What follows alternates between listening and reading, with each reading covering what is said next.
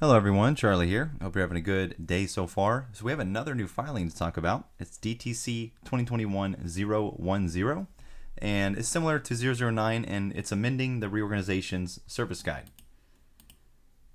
Now, some terms that will be discussed and brought up in this filing. So we have an ATOP, which is a DTC program through which a participant instructions are transmitted to the agent for an ATOP offer, and through which a participant can tender its securities to the agent's account. So, in essence, what it's doing is it's transmitting securities back and forth between a agent and the account holder. Now, ISO 222, this gives automated instruction messages to participants. A PTS, participant terminal system, and a PBS, participant browser system. These are user interfaces for DTC settlement and asset services functions. So, big being the settlement function.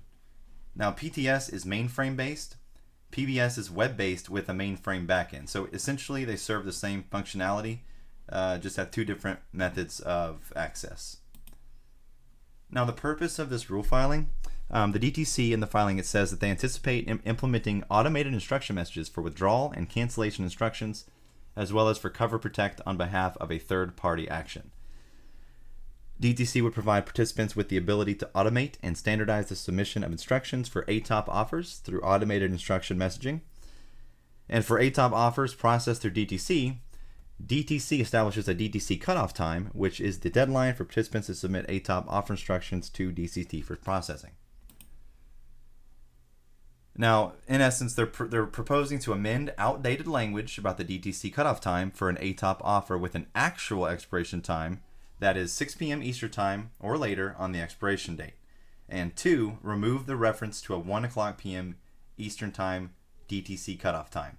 So the last filing we talked about, 009, amended all of the service guides to add a disclaimer saying that DTC is not liable for any losses from a participant if they can't meet the deadline. So now we're getting some more clarity around the deadline itself as far as settlement. Now it says right here they added in this warning to the service guide, which I'll link below so you can take a look. Now, anything underlined is going to be added language. Anything strike through is going to be removed language. So it says, warning, regarding incomplete instructions, an instruction that was submitted via PTS, PTOP, PSOP, PUTS, WAR, RC, NV, SIR, PBS, put option bonds, reorg conversions, CD early redemptions, warrants, or via automated instruction messaging, but was not fully processed by DTC, is an incomplete transaction. So obviously that was not the case before, so now it is.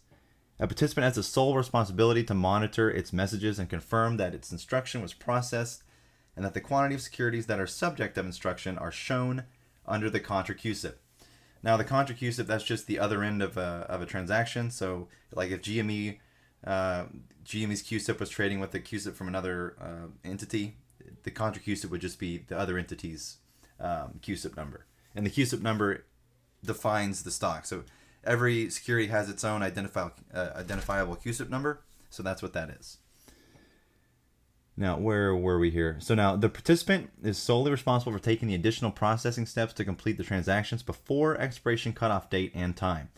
DTC shall have no responsibility in respect of a participant's failure to reorganize or to recognize its instructions as incomplete or to take the steps necessary to complete its transaction. Participants can use the inquiry feature of the aforementioned PTS and PBS functions as applicable to identify an incomplete transaction. For instructions submitted via automated instruction messaging, the automated response message will indicate the reason for rejection.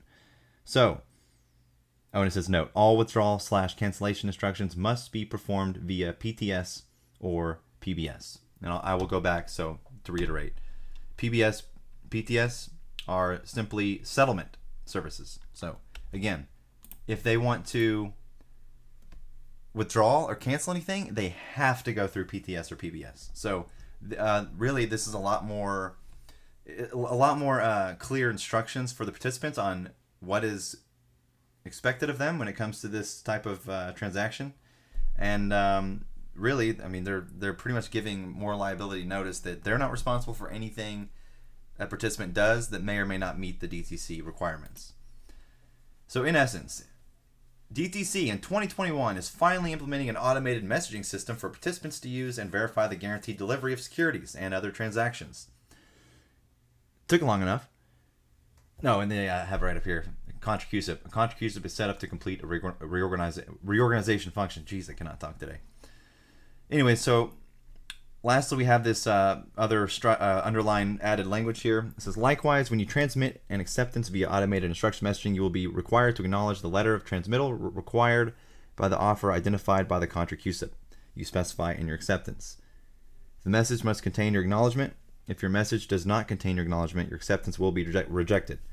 By acknowledging the letter of transmittal via automated instruction messaging, you agree that 1. You have received and will be bound by the terms of the letter of transmittal required by the offer identified in the acceptance. And 2. The agreement set forth in the preceding clause may be enforced against you by the offerer in such offer. So there you go. More enforcements, more requirements. I like it. I like it a lot.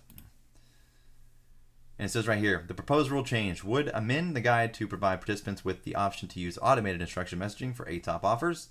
As discussed above, the use of automated instruction messaging for ATOP offers would provide greater straight-through processing, improved accuracy, more efficient integration channels, and less processing risk than non-automated processing.